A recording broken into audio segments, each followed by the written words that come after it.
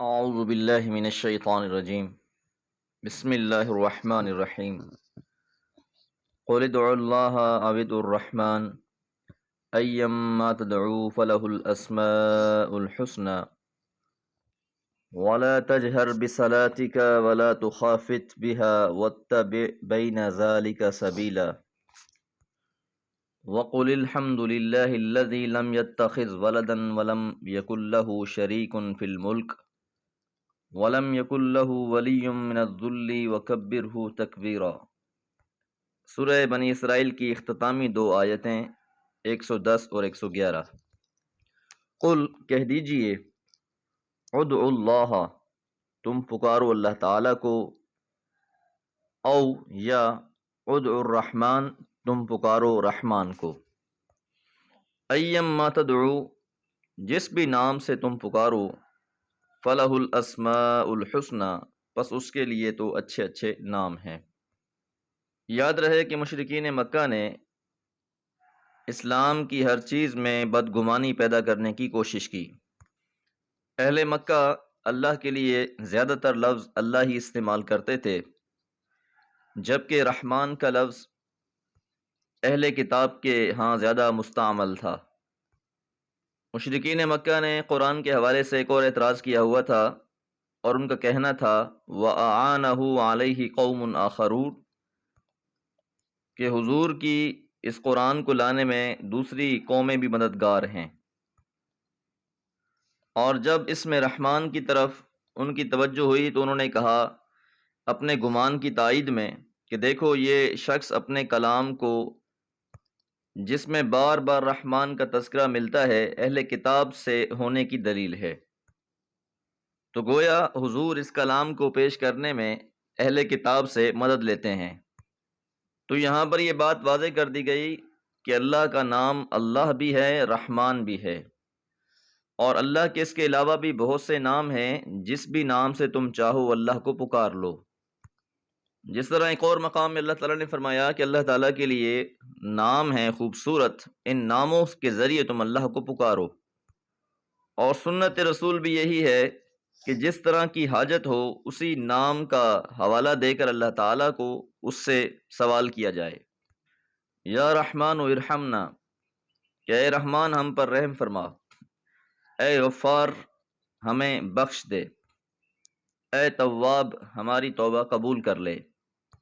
تو جس طرح کی حاجت ہو اسی طرح کا نام اللہ کا لے کر اس سے دعا کی جائے، گویا ان ناموں کو وسیلہ بنایا جائے۔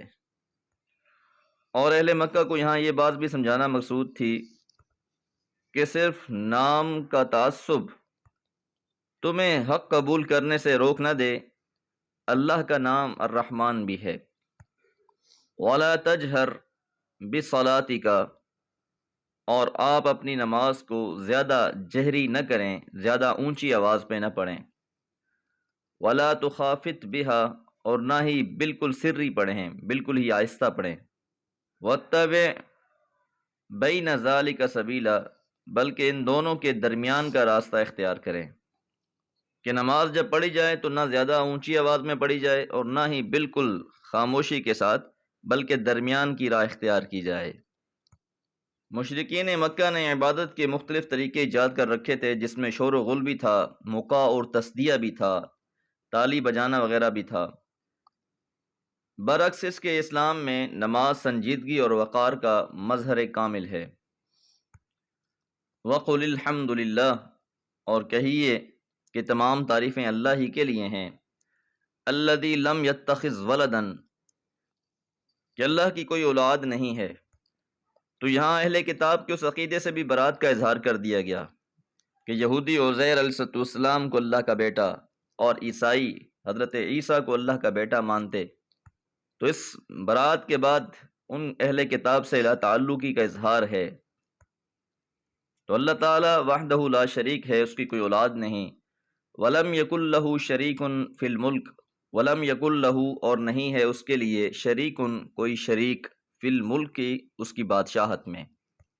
وہ اکیلا بادشاہ ہے، یکتا ہے، اس کی بادشاہت میں بھی کسی کا کوئی تصرف نہیں ہے، کوئی اختیار نہیں ہے۔ سارا کا سارا نظام کائنات اسی کی مرضی اور منشا کے مطابق چل رہا ہے۔ اس میں کسی کو کوئی دخل نہیں ہے۔ وَلَمْ يَكُنْ لَهُ وَلِيٌّ، اور نہیں ہے اس کا کوئی حمایتی، من الذل، کمزوری کے وقت۔ یاد رہے کہ حمایتیوں کی اور مددگاروں کی ضرورت ان کو ہوتی ہے جو خود کمزور ہوں۔ جب وہ کسی مشکل میں پھنس جاتے ہیں تو ان کو اپنے یاد آتے ہیں کہ جن سے حمایت کرائی جا سکے، جن کی مدد لی جا سکے۔ اللہ تعالیٰ تو ان تمام عیبوں سے پاک ہیں، اللہ تعالیٰ تو قوت والے ہیں، ذی القوت المتین۔ ان القوت للہ جمیعا، ساری کی ساری قوتیں اللہ ہی کے لیے ہیں۔ تو جو بھلا ساری قوتوں کا مالک ہو، خود مختار ہو، بھلا اسے کسی ولی کی، کسی حمایتی کی کیا ضرورت ہے؟ وَكَبِّرْهُ تَكْبِيرًا، اور آپ اس اللہ کی بڑائی بیان کرتے رہیں جیسا کہ اس کی بڑائی کا حق ہے۔ تو اللہ تعالیٰ کی عظیم ہستی، اس کی اعلیٰ صفات، اس کے شایان شان، اس کی حمد و ثنا اور اس کی بڑائی بیان کرنا، اس بات کو خاطر میں لائے بغیر کہ مشرکین مکہ کیا کہتے ہیں، اور اللہ کی بڑائی بیان کرنے کے لیے اللہ اکبر لفظ بہت اعلیٰ ہے۔ اللہ اکبر، لا الہ الا اللہ واللہ اکبر۔ دعا ہے اللہ تعالی ہمیں اس خیر کے کام کو جاری رکھنے اور اس سے جڑے رہنے کی توفیق عطا فرمائے رکھے۔ وما علیہ الا البلاغ۔